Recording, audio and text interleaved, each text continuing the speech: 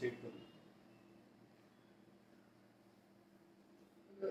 સવારે તિલક પણ કરું ને અહીંયા થોડકા હતું ને દીદી લક્ષ્મી નામ કે થોડકા એટલા બોલાવે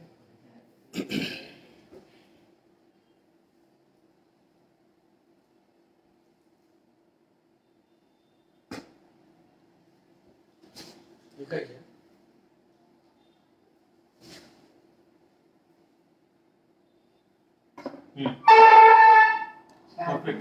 આમ પહેલે જેવું નથી બોલો પહેલી વખત સરસ ફ્રૂટ સારું નથી એપલ બધું ખરાબ ત્રણ એપલ સારું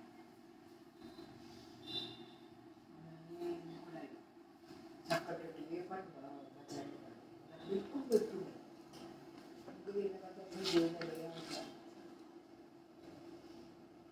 ગરમી આવે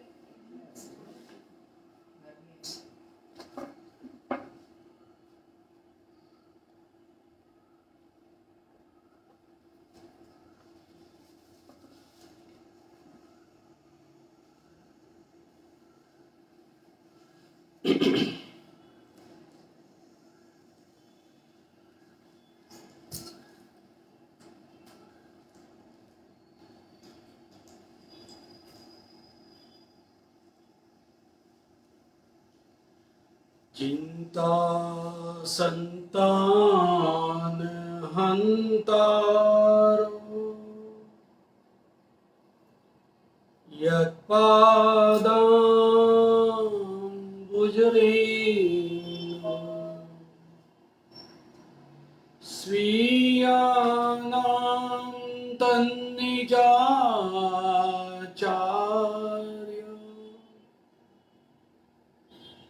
प्रणमामि मुहुर्मुहुः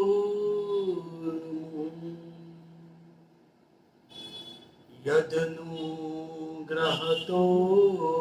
जन्तु सर्वदुःखातिगो भवेत् तमं सर्वदा वन्दे श्रीमद्वल्लभनन्दनम् अज्ञानतिमिरान्धस्य ज्ञानाञ्जनशलाकया चक्षुरुन्मीलितं येन तस्मै श्री गुरुवे नमः। नमामि हृदयेशेषे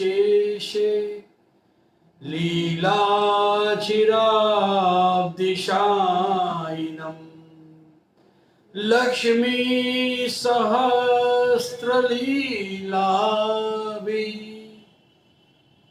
सेव्यमानं कलानिधिम् चतुर्भिश्च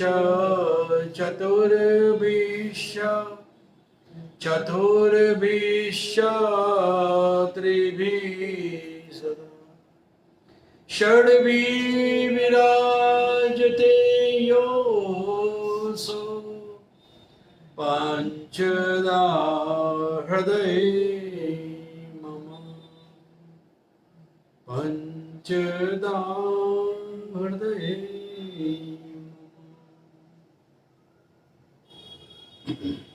श्री बाल कृष्ण लाल की जय, श्री गिरिराज धरण की जय, श्री वल्लभाधीश की जय, श्री श्याम सुंदर श्री यमुनी महारानी की जय, श्री गोसाई जी परम दयाल की जय।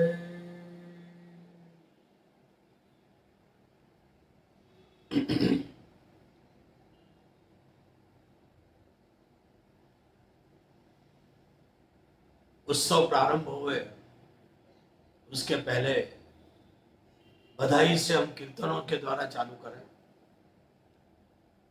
बाद में हम सत्संग में प्रवेश करेंगे, श्री वल्लभ उत्सव में प्रवेश करेंगे। तो आओ वैष्णवों, बहुजी के द्वारा कीर्तन का प्रारंभ होवे बधाई का, उसके बाद हम सत्संग में प्रवेश करेंगे।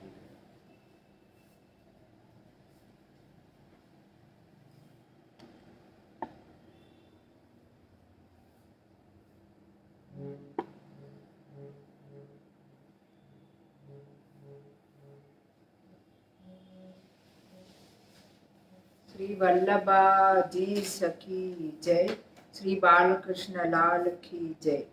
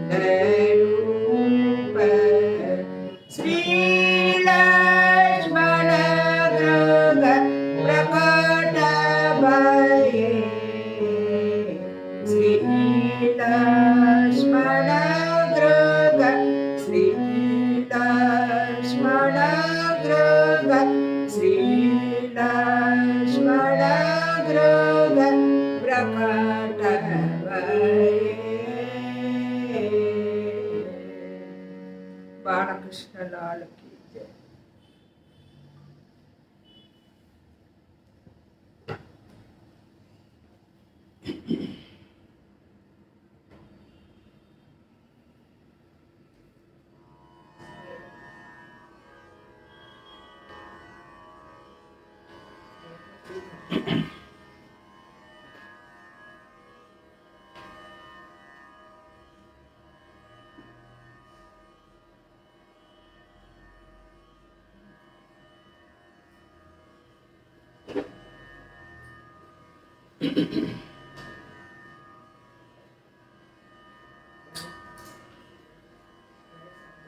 बोलो श्री गोवर्धन नाथ की जय,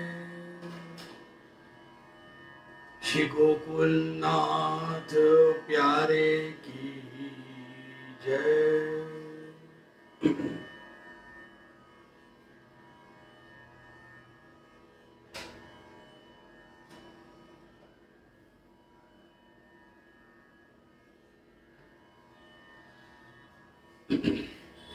सर्वप्रथम श्री वल्लभ के चरणार बिंदम कोटान कोटि वंदन करें।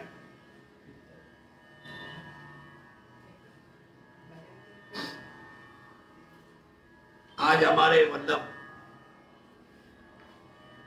545 वर्ष के हुए।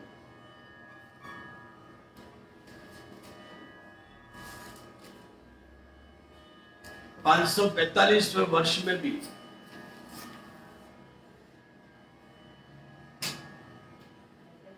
दुनिया के हर कोने में जहां जहां वैष्णव बसे हुए हैं, सब आज वल्लभ उत्सव मना रहे हैं। केवल पुष्टि मार्ग में नहीं, समाज के अंदर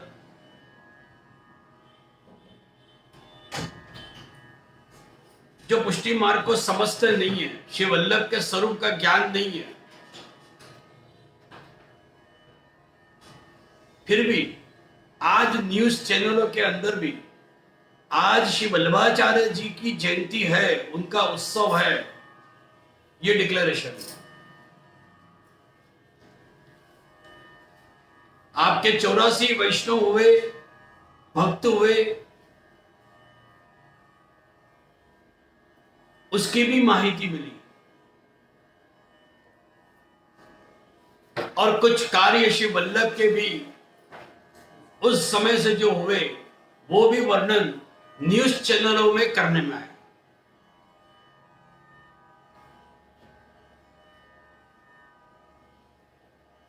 पर जिनका अधिकार होता है वही पुष्टि मार्ग में रहकर श्री वल्लभ उत्सव सेलिब्रेट करता है। तो वल्लभ का उत्सव कौन कर सकता है? कि जिनके अंदर सत्संग की भावना हो।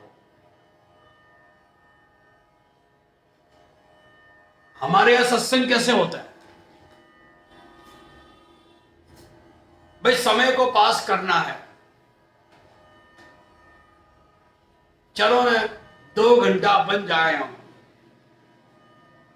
और वहां जाकर दूसरी चर्चाओं में भी हम उतर जाते हैं। गुजराती में कहावत है कि वात बाहर जाए नहीं, कोई ने केवाय नहीं, तबे घर न रहा बीजा ने केवाय नहीं। उस रास्ते न जाकर आज के शुभ दिन पर एक प्रण है कि सत्संग में कैसे प्रवेश करें। सत्संग प्रीति पूर्वक करें, प्रतीति पूर्वक करें और सुरीति से करें।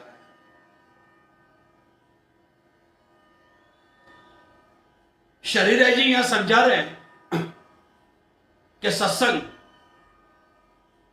प्रथम तो प्रीति होनी चाहिए, यानी प्रीति पूर्वक करें, यानी प्रेम पूर्वक करें। हमें लागनी कितनी सत्संग? कभी कभी क्या होता है कि जो प्रवाही जीव होते हैं, जो मर्यादा वाले होते हैं, उनको तो ये 84 वैष्णव की वार्ता, 252 की वार्ता, शिक्षा पत्र में रस नहीं होता है। उनको तो यूं ही है कि बस सत्संग है तो केवल भजन होने चाहिए।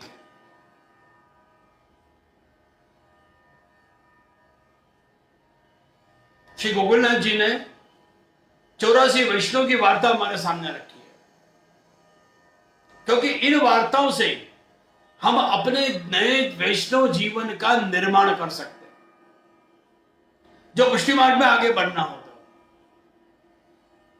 तो सत्संग हमेशा प्रीतिपूर्वक होना चाहिए।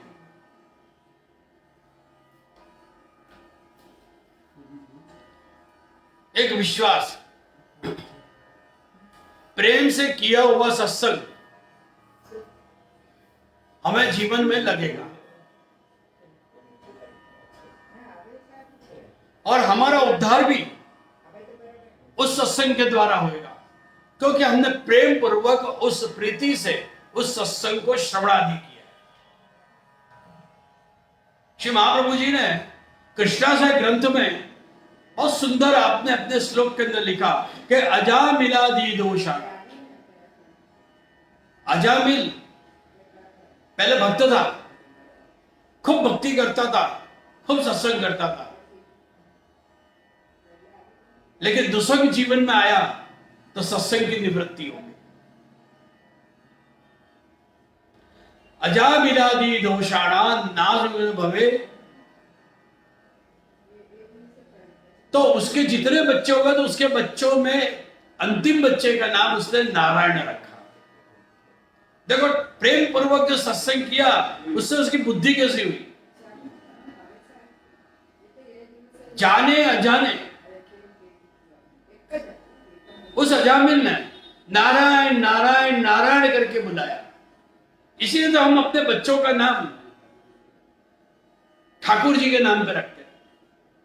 84 वैष्णव की वार्ता भी उठावे तो दामोदास, कृष्णदास, पुरुषोत्तम दास, ये सब नाम है। हमारे वल्लभ कुल के घर में भी हमारे जब बालकों के नाम दिए जाते हैं तो ठाकुर जी के नाम संबंधित ही नाम आते हैं। फिर स्कूल और कॉलेज के लिए फिर उपनाम वो अलग हो जाता है। पर आज इन नामों का हमारी वैष्णव सृष्टि में कितना स्थिर है।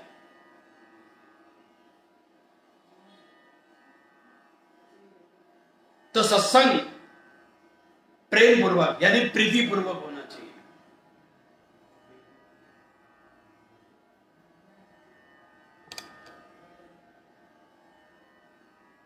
दूसरा सत्संग शरीर जी बता रहे हैं कि प्रतीति यानी कि विश्वास। जिस सत्संग में हम जा रहे हैं उस सत्संग में हमारी आसक्ति होनी चाहिए, विश्वास होना चाहिए कि नहीं, मैं उस सत्संग में जाऊंगा तो कुछ प्राप्त करके आऊंगा, मुझे कुछ मिलेगा।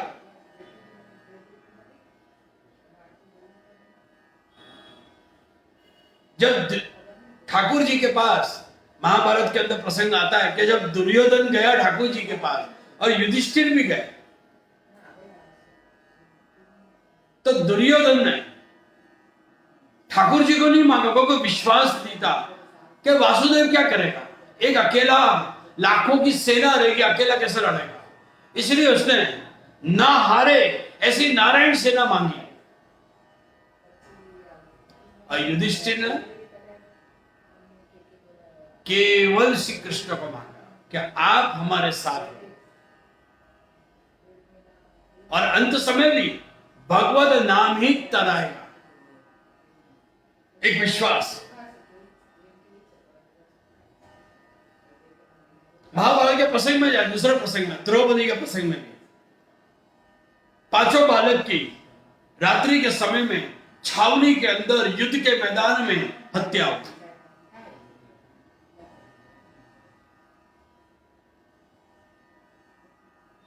लेकिन द्रौपदी ने जाकर श्री ठाकुर जी के चरण पकड़े और रोने लगी। श्री महाप्रभु जी ने यहां अपने सुबोधि जी के अंदर लिखा कि द्रौपदी तू तो वैष्णव है,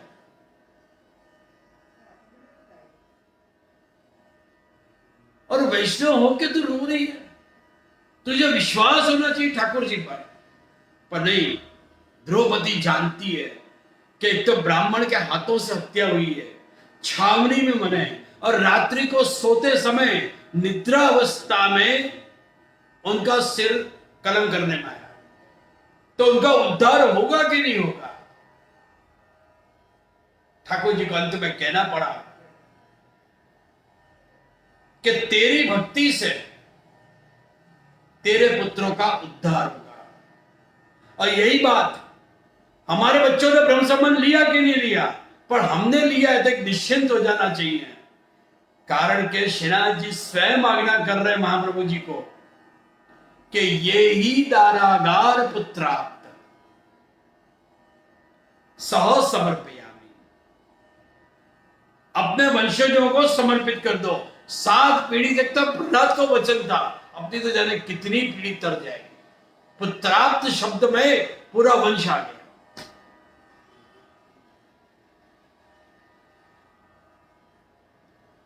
हमारी सेवा तो स्वीकार करेंगे ठाकुर जी, लेकिन साथे साथे पुत्राप्त शब्द के समर्पण से श्री वल्लभ आज्ञा कर रहे कि वैष्णव तेरे बालकों के वंशजों की भी सेवा को मेरे प्रभु स्वीकार करेंगे।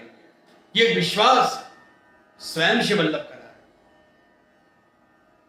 तो जीवन में एक विश्वास यानी कि प्रतीति होना चाहिए कि हम जो सत्संग कर रहे हैं, कितना विश्वास था सूरदास जी को।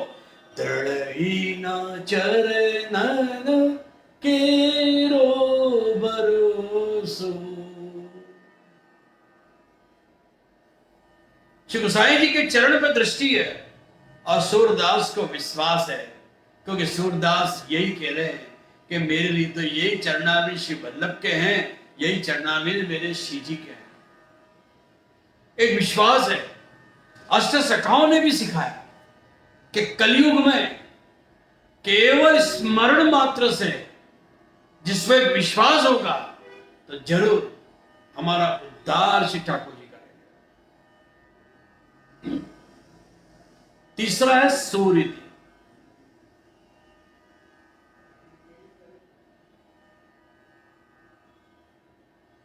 सुरीति का अर्थ एक रीत, एक अच्छी रीत, एक अच्छा मार्ग।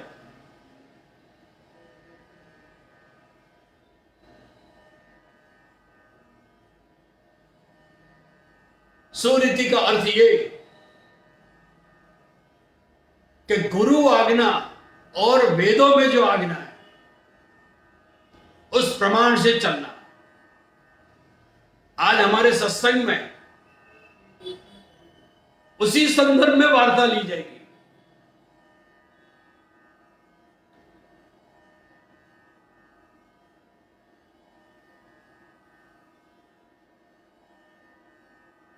सत्संग का अर्थ है केवल भक्ति, न के द्रव्य को उपजाने के लिए सत्संग किया जाता है।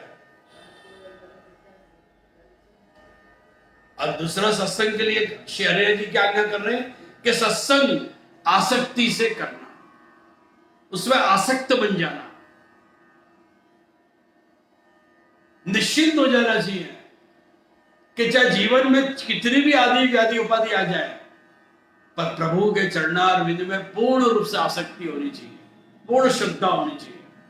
जो सत्संग में जा रहे हैं उस सत्संग में पूर्ण श्रद्धा होनी चाहिए कि हमें कुछ प्राप्त होगा और वो जीवन में कहीं ना कहीं वो उपयोगी बनेगा। आसक्ति के साथ सत्संग। शरीरा जी ने सत्संग के स्वरूप को समझाने के लिए अपने शिक्षा पत्र के अंदर जड़ भरत का उदाहरण रखा। जड़ भरत ने राजगद्दी छोड़ी और वैराग्य जीवन अपनाकर तपस्या करने चले गए। महर्षि पद के लिए कई साधन किए,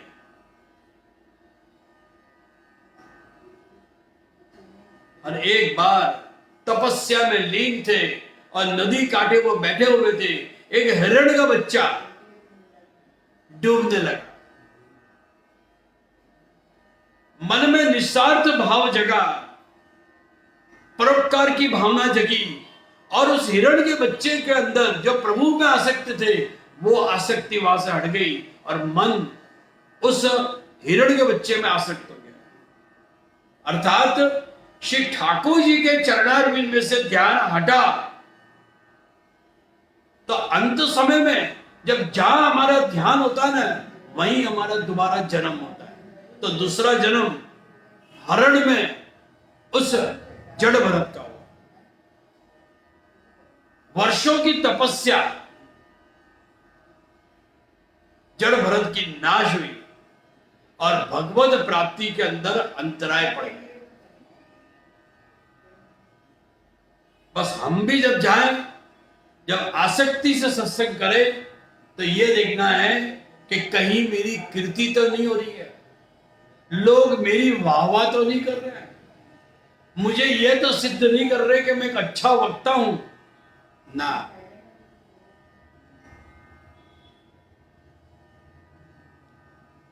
तो आसक्ति के साथ करना। सत्संग से यह सीखना है कि ठाकुर जी की सेवा कैसे करनी, जो स्वरूप हमारे अंदर विराज रहे वो स्वरूप कौन सी लीला का स्वरूप है। क्योंकि हम तो ठाकुर जी की सेवा कैसे करते हैं, पधरा तो लेते हैं, लेकिन ठाकुर जी की जो रीत है सेवा करने की, वो रीत से हम करते नहीं।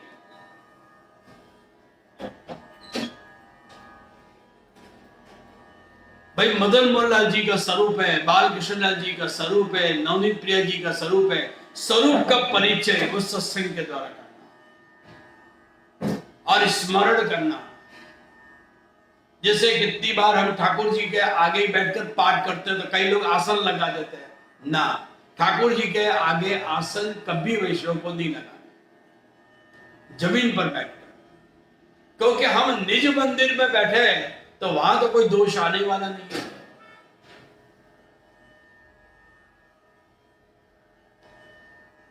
उस स्वरूप के प्रति हमारी जो भाव भावना है उसे शक्य बनाने का प्रयास करना। कौन सी लीला का ये स्वरूप है ठाकुर जी, ये स्वरूप गौण है, श्याम है, कैसा है। ये मदन मोहन लाल जी का स्वरूप है, ये बादशाह जी का स्वरूप है, नवनीत, उनमें भी भेद है स्वरूप के अंदर भी। कैसे परिचय लेना, याद रखना वैष्णव, सत्संग के बिना वैष्णव का जन्म और वैष्णव जीवन निरर्थक है। सत्संग का अर्थ है 2 घड़ी जी लेना। गुजराती में कहते हैं कि 2 घड़ी जीवी लीला। बस इतना भी प्राप्त हो जाए, 2 घड़ी भी, 2 मिनट का भी सत्संग, कान में अगर शब्द प्रवेश कर गए तो ये समझो कि हमारा उद्धार हो गया, ठाकुर जी में प्राप्त हो गया। और सत्संग में हमेशा आतुरता रखनी। जैसे उदाहरण 84 वैष्णव में आते हैं दिनकर दास सेठ, और सत्संग में जाकर स्थिरता होनी चाहिए। बाहर आए तो ये नहीं कि हमें दुसंग प्राप्त हो जाए, हमें ध्यान रखना है कि सत्संग की प्राप्ति करी हमने तो आज हमें दुसंग नहीं मिलना चाहिए, दुसंग से हमेशा बचना चाहिए। और सत्संग में स्थिरता होनी चाहिए। जो श्रवण किया है उसे जीवन में आत्मसात करना चाहिए। जैसे अलीखान पठान आत्मसात किया,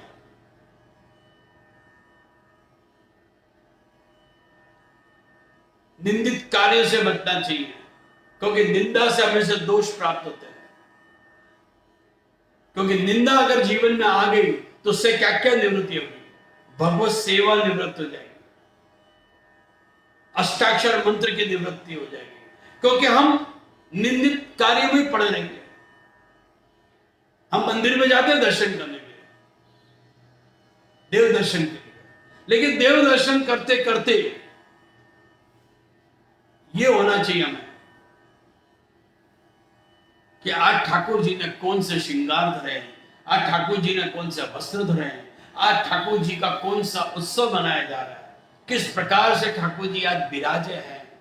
क्योंकि सूक्ष्म सूक्ष्म जो सेवा है मंदिरों के द्वारा अथवा अपने जो पूर्वज है उनके द्वारा ही, या कोई ऐसे वडील वैष्णव हैं जो बड़ी उम्र के हैं, प्राचीन वैष्णव हैं, उनके द्वारा हमें ज्ञान प्राप्त होता है। तो आओ वैष्णव, आज हम श्री महाप्रभु जी के स्वरूप, गुण को, स्वभाव को आज समझने का प्रयास करें।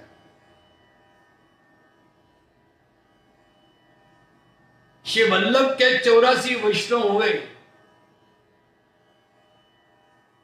उनने जो ख्याति को स्थापित किया श्री वल्लभ की, आज भी उनका उदाहरण देते हुए हम अपने समाज के लोगों को, अपने घर के व्यक्तियों को, अपने परिवार के बच्चों को हम उन्हें शिक्षा दें।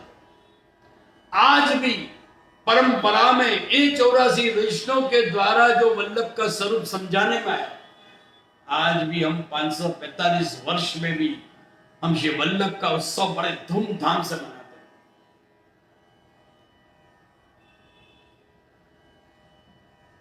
और खरेखर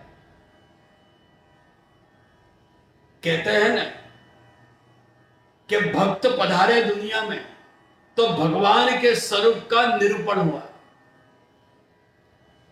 वरना कौन समझने गया था कि भगवान कैसे हैं? भगवान ब्रह्म जो है वो निर्गुण और निराकार भी है। तो वल्लभ ने हमारे सामने वही ब्रह्म को सगुण और साकार के रूप में हमारे सामने स्थापित किया। सर्वदा सर्वभावे भजनियो व्रजादि। श्री वल्लभ ने भक्त के ऊपर छोड़ दिया, तेरी जिस स्वरूप में आसक्ति है उस आसक्ति से प्रभु को भज दो, यानी कि उनकी सेवा कर। सर्वदा सर्वभावेन भजनियो व्रजादि। व्रज के अधिपति श्री वल्लभ तो, ठाकुर जी तो व्रज के अंदर, यशोदा जी के घर में, नंद भवन के अंदर अनेक स्वरूप से व्रज के अंदर लीला कर रहे हैं। कभी मदन मोहन लाल जी के स्वरूप में, तो कभी बालकृष्ण जी के स्वरूप में, तो कभी नवनीत के स्वरूप में, कभी चंद बाबा के स्वरूप में, अलग अलग स्वरूप। इसलिए महाप्रभु जी ने एक शब्द रख दिया श्लोक के रूप में कि सर्वदा सर्वभावेन भजनियो व्रजादि। तो ये भक्त पधारे तो भगवान के स्वरूप को समझाया कि भगवान कैसा है। उसी प्रकार श्री वल्लभ जब पधारे भूतल पे तो उनको समझाने कौन आए? श्री गोसाई जी ने सर्वोत्तम स्तोत्र लिखकर श्री वल्लभ के स्वरूप को समझाया। 3 शब्द रखे आपने शुरुआत में, आनंदाय नमः, परमानंदाय नमः, श्री कृष्णासय। और सबके 35 विश्लेषण करें तो कुल मिलाकर 105, और ये 3 नाम को जोड़े तो 108। यानी कि 3 नाम से शिव वल्लभ के मूल स्वरूप को समझा दिया श्री गोसाई जी। और उसका विस्तार आनंदाय के 35 विश्लेषण रखकर अलग अलग रूप से शिव वल्लभ के स्वरूप को समझा दिया। और उसी स्वरूप को, और कहते हैं ना कि स्वरूप को और बिरदाना, और सुंदर बनाना, तो वो 84 वैष्णव ने किया। इन 84 वैष्णव की वजह से आज हमारे सामने शिव वल्लभ के अलग अलग स्वरूप से हमें और भी दर्शन होते हैं। क्योंकि ये 84 वैष्णव के व्यवहार में ये श्री वल्लभ जब पधारे तो किसी के साथ निज वार्ता करी, तो किसी के साथ गुरु वार्ता करी। निज वार्ता सबका अधिकार नहीं था, लेकिन कुछ वैष्णव ऐसे थे जो आपके निज जन थे, जिनके साथ आपने निज वार्ता करी। कहते हैं ना कि हमारे भी वल्लभ के घर के अंदर भी कुछ ऐसे वैष्णव होते हैं। कुछ वैष्णव ऐसे होते हैं कि जो चलपस करके चले जाते हैं, दंडोत करके चले जाते हैं, कुछ ऐसे होते हैं जो दूर से दर्शन करके निकल जाते हैं, वो निज वैष्णव नहीं हुए।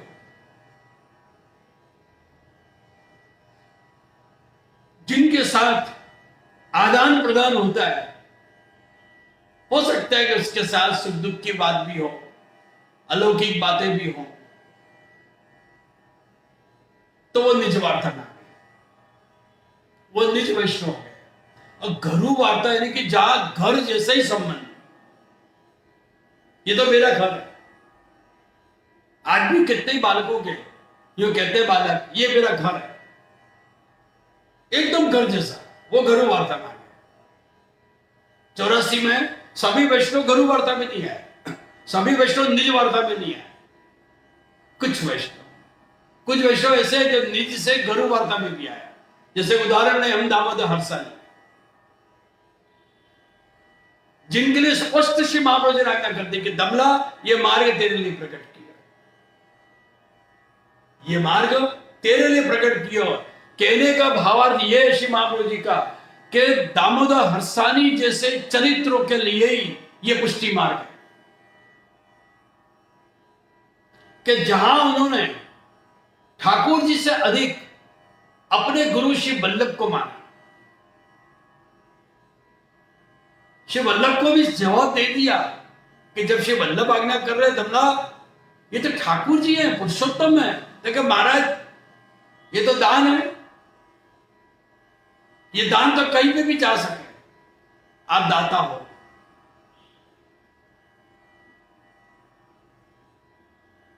ये आज मेरे पास आएंगे, कल हो सके कि मेरे पास नहीं भी आए। इसीलिए कृष्णदास गुम्बन दास ने भी श्रीनाथ जी से मांग लिया, कृपानाथ सत्संग की बहुत कमी है। श्रीनाथ जी हंसने लगे, अरे कुम्बन दास सत्संग कौन को करेगा, मेरे ही करेगा ना, जब मैं तेरे साथ हूं। कुम्बन दास ने मुंह पे जवाब दे दिया कि महाराज आज आप मेरे पास हो सके कल मेरे पास नहीं हो, दूसरे के पास बता जाओगे, आज मैं अच्छा लगता हूं, कल मेरे से कोई श्रेष्ठ मिल जाएगा। तो चतुर्मुख दास का जन्म हुआ। तो ये 84 वैष्णव जब भूपदल में पधारे, जिनको स्वीकार किया, अंगीकार किया श्री वल्लभ ने, तो इन्होंने निकटता देखी श्री वल्लभ की। श्री वल्लभ के केवल बहिरंग स्वरूप को नहीं पहचाना, श्री वल्लभ के अंतरंग स्वरूप को पहचाना। जैसे श्रुतियों ने कहा ना ठाकुर जी के सामने, नेति नेति गाय, हमें और आगे जाना है, और अंदर जाना है, हमें अक्षय ब्रह्म में नहीं रहना है, हमें पुरुषोत्तम में जाना है। तो ये 84 वैष्णव भी शिव वल्लभ के निकट आए, केवल निकट ही नहीं आए, आत्मसात हुए, समर्पित हुए और श्री महाप्रभु जी के अंतरंग स्वरूप को पहचाना। आज कितने लोग कैसे महाप्रभु जी के स्वरूप को पहचानते? श्वेत धोती श्वेत उपरना धारण किए, जाने कोई एक साधारण कोई एक सन्यासी हो कि पंडित हो, उस दृष्टि से कितने लोग देखते हैं। पशु तो पुष्टि जीव होगा, तो आपके अंतरंग स्वरूप को वो पहचानेगा, जो आपके अंदर जे आनंदमय जो रस विराज रहा है, उस रस को चखने के लिए अंतरंग स्वरूप को वो प्राप्त करेगा। तो उन्होंने अंतरंग स्वरूप को प्राप्त करके श्री महाप्रभु जी के स्वरूप को और चरित्र को खूब सुंदर इससे उसका बिरदाया, उसे आगे लेके गए। गोसाई जी के वर्णन के साथ साथ 84 वैष्णव की वार्ता में पढ़े तो श्री महाप्रभु जी का क्या व्यवहार था और क्या संबंध थे उन 84 के साथ, भक्तों के साथ, क्योंकि ये 84 वैष्णव श्री वल्लभ के स्वरूप को समझा सकते। गोसाई जी ने तो समझाया ही है सुंदर से, लेकिन और भी उसका विकास किया। विकास शब्द तो मैं नहीं कहूंगा, अति हो जाएगा, लेकिन अगर बिरदाया है तो श्री वल्लभ का स्वरूप 84 वैष्णव, और उससे भी और आगे ले जाने के लिए अष्ट सखाओं ने इसका वर्णन किया, जो 84 में भी 4 वैष्णव आ जाते हैं। तो आओ वैष्णव, आज आपके अंतरंग जीव जो हैं उनके चरित्र को हम श्रवण करें। रजोबाई छत्राणी जो अक्का जी की अंतरंग सखी है,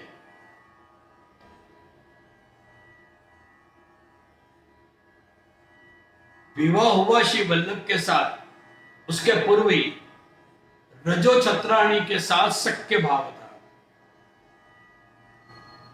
काशी की थी रजो छत्राणी, और अक्का जी जब विवाह करके यानी कि महालक्ष्मी भौजी विवाह करने के बाद जब अड़ेल पधारे तो काशी छोड़कर रजो छत्राणी भी अड़ेल निवास किया।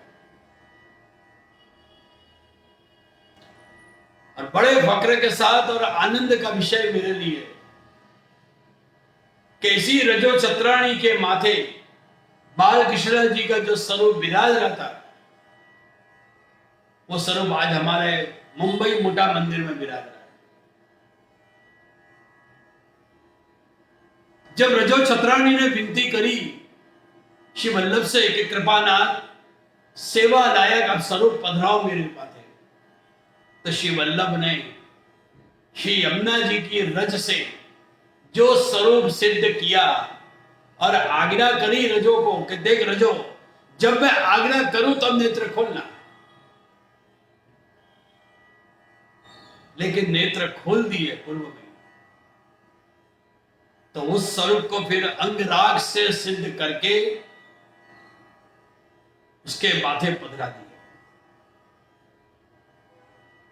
जो आज श्री गोकुलनाथ जी महाराज श्री के हमारे ताजी महाराज के वंशजों के माथे विराजे।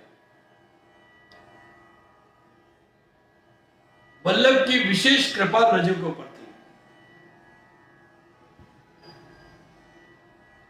श्री महाप्रभु जी किसी के हाथ से कभी भी अंशकड़ी नहीं रोकते थे, लेकिन अक्का जी का एक अनुग्रह है, अक्का जी के अनुग्रह से अंशकड़ी की सामग्री रजोबाई छत्राणी तैयार करके सिद्ध करके लाती और श्री वल्लभ आरोपते। रजो के इस चरित्र को हमें बहुत समझना ध्यान से। जो शास्त्र है, जो गुरु के वचन हैं, उसमें हमें अलग अलग से कई बार हमें आज्ञा करने में आती है। आज वैष्णव कितनी बार दुविधा पड़ जाते हैं, बार बार में प्रश्न करते हैं बालकों से कि कृपानाथ ये समझाओ कि ये ऐसी क्यों आज्ञा है, हमें क्या करना है। वैष्णव थोड़ा परेशान हो जाता है कि भाई मैं क्या करूं, ये करूं कि नहीं करूं, दुविधा में पड़ जाता है। कितनी बार ऐसा होता है कि एक आज्ञा से विरुद्ध दूसरी आज्ञा भी हो जाती है, और आज वैष्णव ये आज्ञा को सुनने के बाद मन ही मन खूब संकोच करता है, एक धर्म संकट में पड़ जाता है, क्योंकि एक बालक ने एक आज्ञा करी, दूसरे बालक ने दूसरी आज्ञा करी।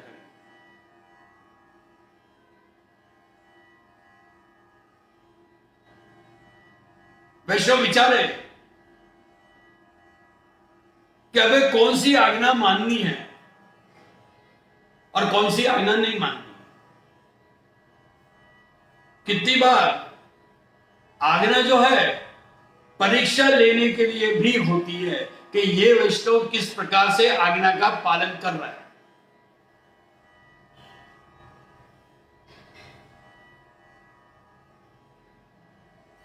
तो यहां वैष्णव को क्या करना चाहिए? वैष्णव को विवेक बुद्धि रखते हुए विचारना चाहिए क्या आज्ञा कौन से प्रकार की हुई है। पालने की तो बात बाद में, पहले आज्ञा किस प्रकार की हुई है, किस संदर्भ में हुई है, किस इंटेंशन से हुई है, ये आज्ञा पे विचार करना चाहिए।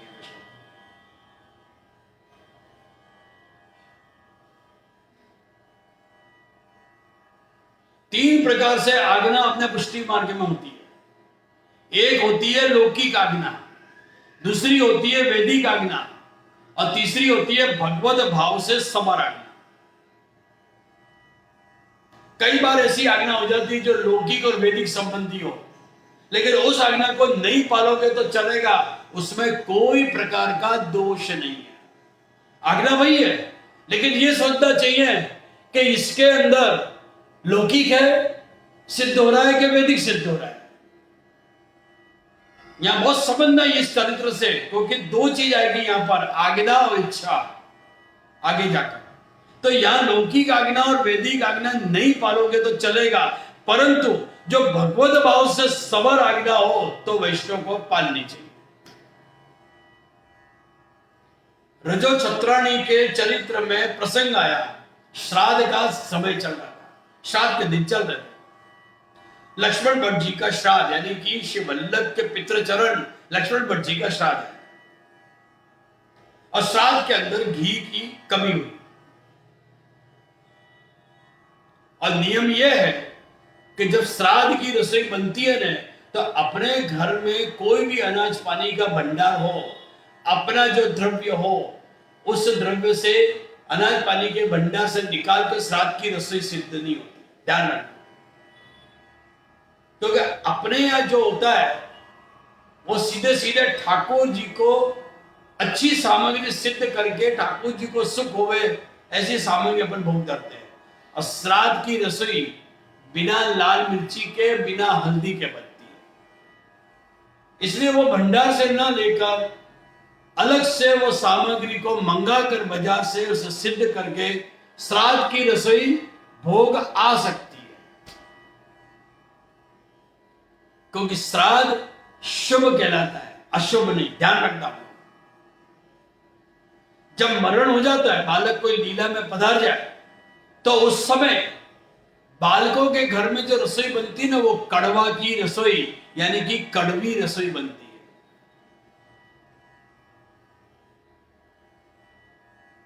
और वो जो बनती है तो बालक की चरण भेंट द्रव्य से नहीं बनती है, या अपने भंडार का जो अनाज पानी का है उससे नहीं बनती हो, बाहर से आपके घर के सेवक या स्नेही वैष्णव उनके द्रव्य से वो कड़वा के रुपयों के द्वारा अपने यहाँ पर गुरु घर के अंदर, बालक के घर के अंदर रसोई बनती है। कितने दिन? वो 12 दिन। 12 दिन की जो विधि है, 12 दिन की जो रसोई होती है 10 दिन की, वो सब के सब कड़वा के रुपयों से बनती है, ध्यान रखना। तो कभी भी कोई अपने कोई बालक खबर पड़े कि बालक लीला में पधार गए, स्नेही बालक हैं, गुरु घर के बालक हैं, तो उसी समय कड़वा के रुपया निकालकर यथाशक्ति 100, 200, 500, 1000 रुपये वो अपन अपने गुरु घर में भेज देते हैं। क्योंकि उन्हीं रुपयों से पूरी विधि होती है, पूरे अपने 10 दिन क्रिया होती है। क्योंकि बालकों के चरण भेंट जो आती है उस समय बालक भेंट भी नहीं लेते हैं, तो चरण भेंट जो आती है वो सब के सब ठाकुर जी के उसमें उपयोग होता है, ऐसे अशुभ समय में नहीं होता है। तो नियम यह है, श्राद्ध की रसोई जो बनती है वो सामग्री बाहर से लानी पड़ती है, और सूतक के समय जो रसोई बनती है कड़वा के रुपयों के द्वारा होती है। तो घी की कमी हुई तो श्री महाप्रभु जी ने अपने खवास को भेजा और आज्ञा करी कि जाओ रजो से कहो कि घी मंगाए। रजो ने ना पाड़ दिया। रजो छत्राणी ने कहा कि वल्लभ को जाकर कह दो कि रजो के घर में घी नहीं है। बात तो सही नहीं, वैष्णव के घर में जो भी अनाज पानी होता है वो अलौकिक होता है, ठाकुर जी के सुख के लिए होता है, गुरु के सुख के लिए होता है। श्री महाप्रभु जी का जवाब दिया, खवास दिया, महाप्रभु जी ने कहा कि जाकर उसको कारण बताओ कि भाई ब्राह्मण भोजन में देर हो रही है, अबेर हो रही है, इसलिए घी मंगाया, क्योंकि सामग्री सिद्ध करनी है। ठंडे गले से रजो छत्राणी ने कहवा दिया कि श्री वल्लभ को जाके कह दो कि मेरे घर में ब्राह्मण भोजन के लिए घी नहीं है। 2 बार ना पाड़ दी, लेकिन तीसरी बार श्री महाप्रभु जी ने आज्ञा नहीं करी, क्योंकि वल्लभ समझ गए क्योंकि पहली आज्ञा घी की थी, दूसरी आज्ञा ब्रह्म भोजन के लिए कराना है, ब्रह्म भोजन कराना है, इसके लिए घी मंगाया। संध्या का काल हो गया, संध्या समय बड़ी सुंदर सामग्री सिद्ध करके, आप तो हंसकड़ी और रुकते थे, सुंदर सामग्री लेकर श्री वल्लभ की कुटीर में आई। रजो को देखते ही श्री महाप्रभु जी ने पीठ कर दी। आपने आज्ञा करी कि रजो, जब घी नहीं था तेरे घर में तो तू सामग्री ऐसे सिद्ध करके लाई। रजो छत्राणी ने विनती करी, कृपानाथ आप गुस्सा क्यों करो। रजो ने प्रश्न किया कि क्या महाराज आपके घर में बिल्कुल घी नहीं था। श्री वल्लभ ने आज्ञा करी कि रजो, मेरे घर में श्राद्ध का घी नहीं था पर ठाकुर जी का था। तो रजो ने कहा तो कि मेरे घर में भी, मेरे यहां भी श्राद्ध का घी थोड़ी था, मेरे यहां भी आपके सुख के लिए घी था। मेरे यहां जो घी था वो आपके ठाकुर जी को अंगीकार कराने के लिए था, आपको अंगीकार कराने के लिए था, श्राद्ध के लिए मेरे पास घी नहीं था। और महाराज आपने जो पहली आज्ञा करी वो लौकिक रूप से करी कि घी खूट रहा है, घी मंगाया, आपकी लौकिक आज्ञा थी। तो लौकिक घी तो महाराज मेरे यहाँ था ही नहीं। और दूसरी आज्ञा आपकी वैदिक थी, जो वैदिक मर्यादा थी इसमें कि ब्राह्मणों को कराने के लिए, ब्रह्म भोजन के लिए। तो कि महाराज मेरे यहाँ थोड़ी ब्राह्मण भोजन के लिए था। जो आपने महाराज जो कहा होता कि रजो घी बेचने में तुम्हारी वैष्णवता को कोई हानि नहीं होगी, इसलिए घी बेचो। ये आज्ञा जो मैं कर रहा हूं वो भगवत धर्म में कोई बाधक नहीं है, तो मैं आज्ञा मान लेती। पर श्री महाप्रभु जी इसका क्या जवाब देते। श्री वल्लभ तीसरी आज्ञा तो कर ही नहीं सकते थे ठाकुर जी के लिए, क्योंकि वो देव द्रव्य हो जाता। ठाकुर जी के लिए मांगना वो फिर देव द्रव्य हो जाता। और आपका जो कार्य था वो लौकिक के रूप में आपने मंगाया और वो वैदिक के रूप में मंगाया। उसके लिए वैष्णव के यहां पर इस प्रकार का घी की सामग्री नहीं होती है। यहां हमें सीखना है कि आज्ञा भले कोई भी प्रकार की हुई हो, पर यहां वैष्णव को तुरंत नानी बोलनी, विवेक बुद्धि पालनी। अपने धर्म ग्रंथों में धर्माचार्यों ने, गुरुजनों ने जात जात की अलग अलग प्रकार से आज्ञा कर दी। याद रखना वैष्णवों, जो केवल आज्ञा मांग कर चलते हैं जीवन में, वो शुद्ध पुष्टि नहीं है, वो मर्यादा पुष्टि है। बालक ने कोई भी आज्ञा कर दिया तुरंत हाँ हो जाएगा। पहले विवेक बुद्धि से विचारो कि ये आज्ञा किस प्रकार की है। केवल आज्ञा को मानकर चलना वो मर्यादा पुष्टि मार्ग है, और भगवत इच्छा समझकर चलना वो सद पुष्टि मार्ग है। यहां पर इच्छा शब्द आ गई। श्री महाप्रभु जी की इच्छा क्या थी और महाप्रभु जी की आज्ञा क्या थी, ये विवेक बुद्धि से हर वैष्णव को विचारना। इसी संदर्भ में हम भागवत में जाए, बड़ा सुंदर प्रसंग आता है। ब्रज भक्तों ने मोहन की मुरली सुनकर दौड़े दौड़े आए वृंदावन। कहां पर आए? बंसी बट पर। आज प्रियतम प्रभु निकुंज के द्वार पर खड़े और वेणुनाद कर रहे हैं, और सारे ब्रजवासी ब्रज भक्त सब दौड़े दौड़े चले आए। सब सखियां गोपियां दौड़ी दौड़ी आई, और ठाकुर जी मंद मंद स्मित कर रहे, हंस रहे।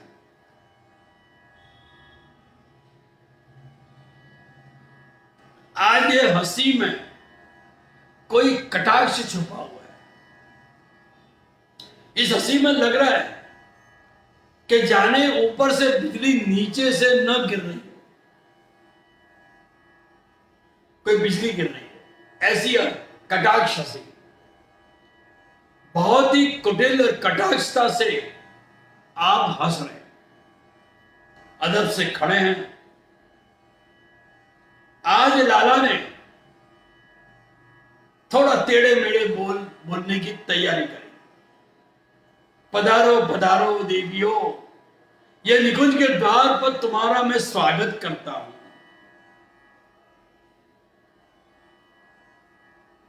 और कटाक्ष से कहा गोपियों को, ओ आधी रात को तुम सब यहां क्यों आए? कटाक्ष मारा। गुजराती में कहता है कितनी बार कोई वैष्णव बहुत दिन के बाद दिखता है तो कैसे बोलते हैं? पधारो पधारो। बहुत दिन में यही बात चीत स्वामी को भी श्री गुसाई जी ने आज्ञा करी। आओ भैया आओ, तुम दिखे तो हो, बहुत दिनन में दिखे। अरे मैं तो कब से तेरा इंतजार कर रहा था। उसमें कटाक्ष था कि तू तो आया है, लेकिन तू मेरे उस स्वरूप को नहीं पहचाना, तू मेरी परीक्षा लेने के लिए आया। बहुत दिनन में दिखे, तुम दिखे तो हो। यहां पर श्री ठाकुर जी भी आज्ञा कर रहे हैं, कटाक्ष मार रहे हैं कि ओहो आधी रात को तुम यहां सब क्यों आए? एक तो किसी को खाने पे बुलाओ और पूछो तुम क्यों आए, तो कैसा लगेगा सामने?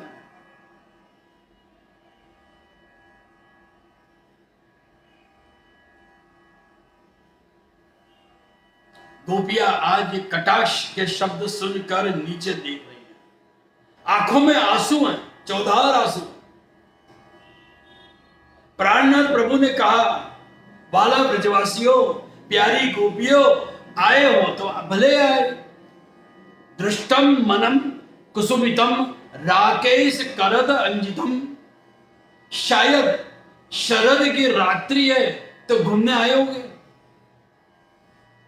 पूर्ण चंद्रमा खिला हुआ है, और वैसे भी शरद की रजनी में रंजन बड़ी सुंदर लगती है। अपने विशेष शरद पूर्णिमा पर रास होता है। अपूर्ण चंद्रमा खिला हो और उसमें भी आसो सुद पूनम की रात्रि, बड़ा सुंदर गरबा होता है, जैसे नवरात्रि में होता है। कितना सुंदर गरबा होता है। सभी मेरे साथ वहां से गाएंगे। सखी चालो जइए, शरद रजनी ने निरखता। सखी चालो जइए,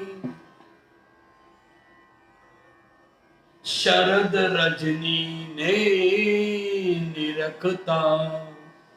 नदी ना तीरे के वन उपवने आज फरवा। और फिर वहां नदी किनारे जाके क्या करते हैं हम लोग? घूमने गए बोल लोग वहां पर, फिरने के लिए आए। तो फिरने में क्या होता है? बड़ा सुंदर भक्त कह रहे हैं, लटारो मारीशु शशि किरण मां स्नान करता। लटार मारेंगे, घूमने मारेंगे बस।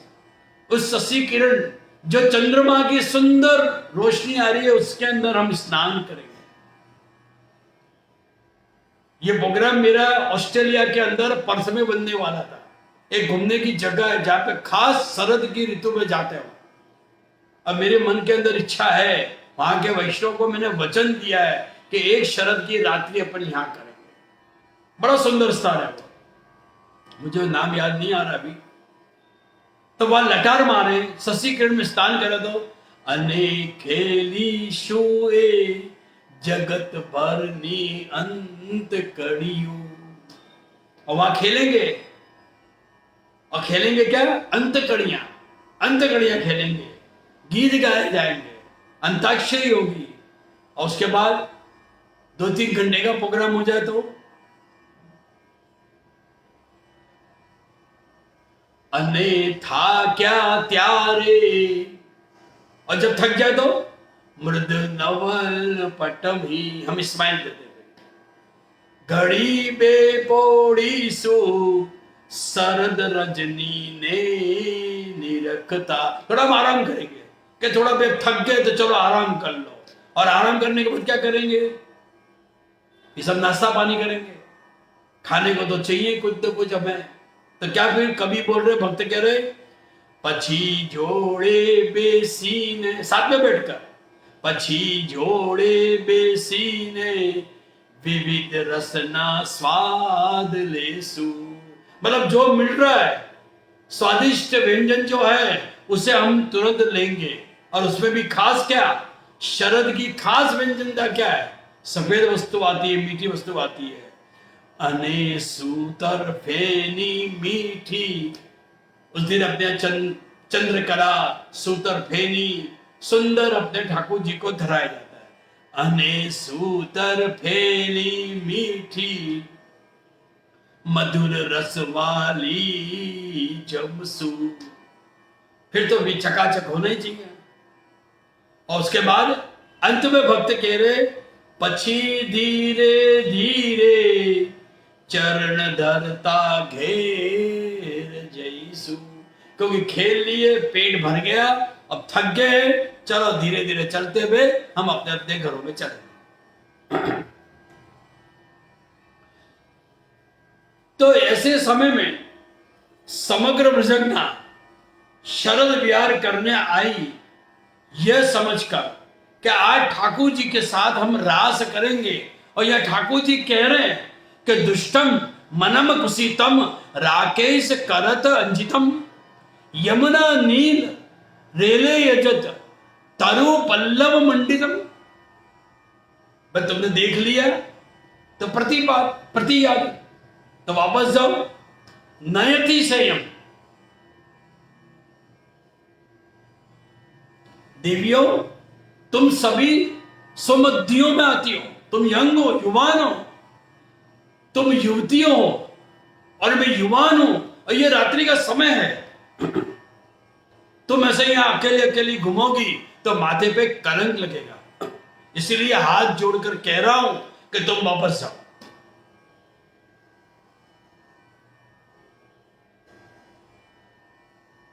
ये सुनते सबकी आंखों में आंसू आ गए। सबका मन आज व्याकुल बन चुका है।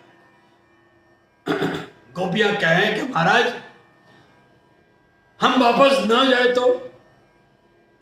ठाकुर जी कह रहे, अरे अरे अरे, ऐसा बोलोगे तो तुम बड़ी उपाधि में पड़ जाओगी। विचिन मन थी पति पुत्रा, श्री ठाकुर जी आज्ञा करेंगे, विचिन मन थी पति पुत्रा, तुम्हारे पति, तुम्हारे बालक, तुम्हारे भाई ढूंढते ढूंढते यहां आएंगे। तो होगा क्या? मातृत्व बंधु साधव सन, तुम्हारे कुटुंबी जनों को हैरान मत करो, तुम वापस जाओ। युगों का मनोरथ था, कई कई जन्मांतर का मनोरथ था, जिनके लिए अवनी में अवतार लेकर ऋषि मुनि श्रुति बनकर इस भूतल में ब्रज में पधारी गोपी जनों के रूप में। ठाकुर जी के साथ मनोरथ था कि उनके साथ निकटता हुए, उनके साथ अंतरंग संबंध हुए, और हम रास खेले। और आज गोपियों का मनोरथ विफल बन रहा है, और प्रभु कह रहे हैं कि वापस जाओ।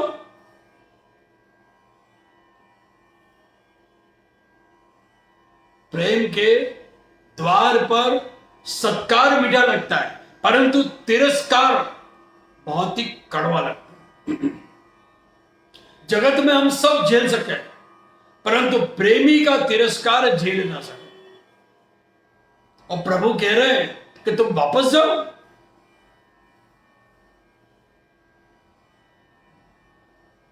किसी का सत्कार करे बिना वापस भेजना बड़ा में बड़ा अनादर है और तिरस्कार है।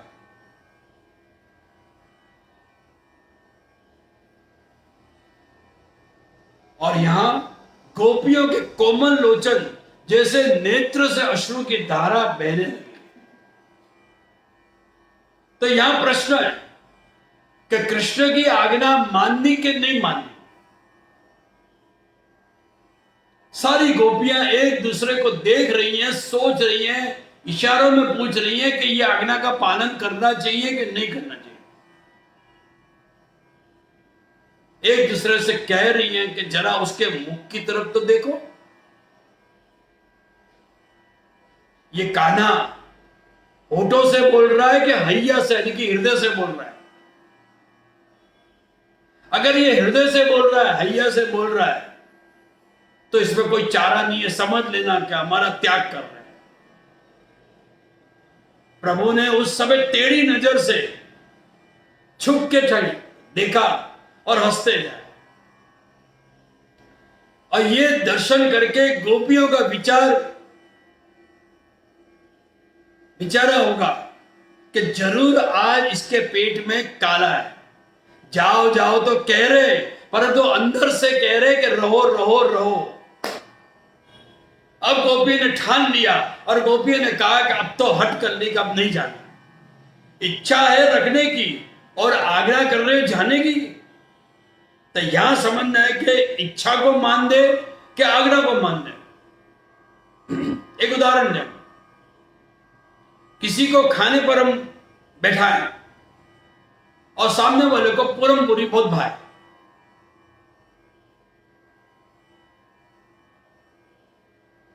एक रखी, दो रखी, पर तो खाते खाते ये तो नहीं कह सकता ना अपन कि भाई तुम दो चार और रख दो। बस नहीं चाहिए नहीं चाहिए, हम एक लोकाचारी करते हैं और ऐसा ढीला ढीला बोले हम कि दो चार ज्यादा हम खा ही लेते हैं, क्योंकि वो सामने वाला रख ही देता है, नहीं चाहिए नहीं चाहिए बोलकर।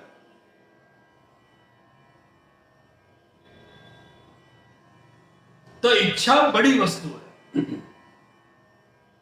इच्छा को समझना बड़ी वस्तु है। पर इच्छा को कौन समझे? हर एक नहीं समझे। मेहमान ना समझे, जो आए मेहमान खाने के लिए वो नहीं समझे, घर वाले समझ जाए, अंतरंग लोग जो हैं वो समझ जाए, बहिरंग लोग नहीं समझ सकते। इसलिए जो अंतरंग भाव हो हमारे अंदर, अंतरंग भाव हम श्री वल्लभ को समझते हैं, अपने स्नेही बालक अगर हम अंतरंग से समझते हैं भाव से, तो उस इच्छा को मानकर चल सकते हैं। आज्ञा क्या हो रही है और उसमें भी इच्छा क्या है, वो इच्छा का मान देकर हमें आगे बढ़ना चाहिए। यहां भी रजो के चरित्र को समझाया, इस रजो छत्राणी के चरित्र से हमें समझाया कि श्री वल्लभ की इच्छा और आज्ञा में फर्क है। जो लौकिक आज्ञा करी, जो वैदिक आज्ञा करी, परंतु जो भगवत आज्ञा की होती तो हम मानते कि भगवत कार्य के लिए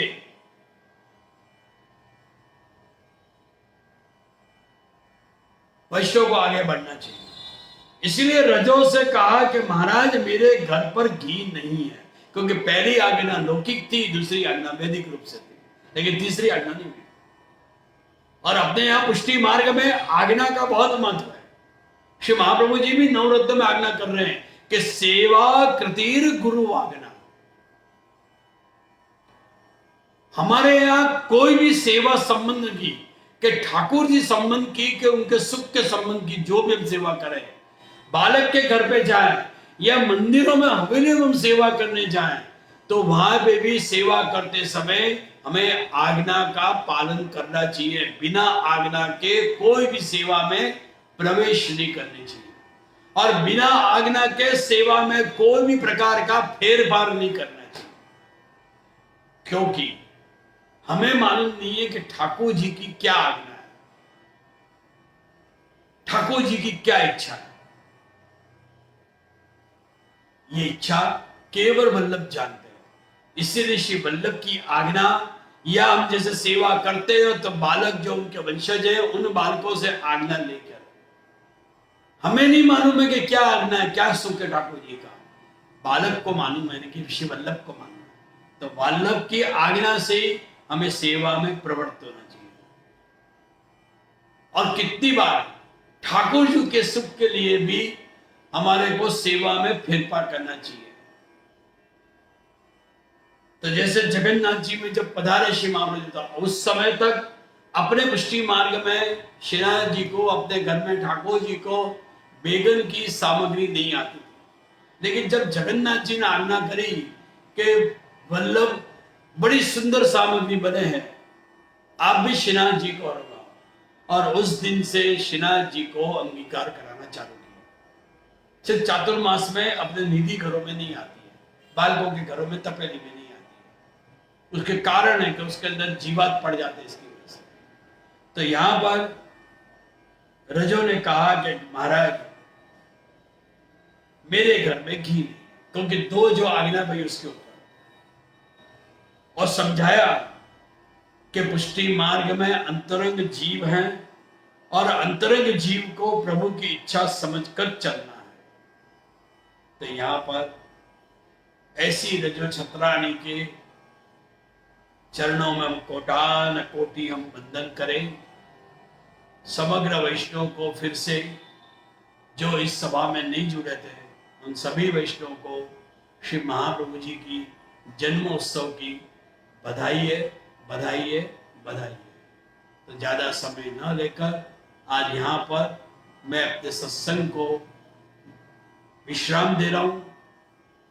आज के दिन आश्रय का पद नहीं गाया जाता है, आशीष के पद गाए जाते हैं। जुग जुग राज करो श्री गोकुल, नंददास का जो पद है, सभी वैष्णव को मैं चाहूंगा कि ये सभा जैसे ही पूर्ण बना हुए विश्राम करे, सभी वैष्णव अपने घर में जुग जुग राज करोगे इस कीर्तन को गान करें, शिव वल्लभ को बधाई दें।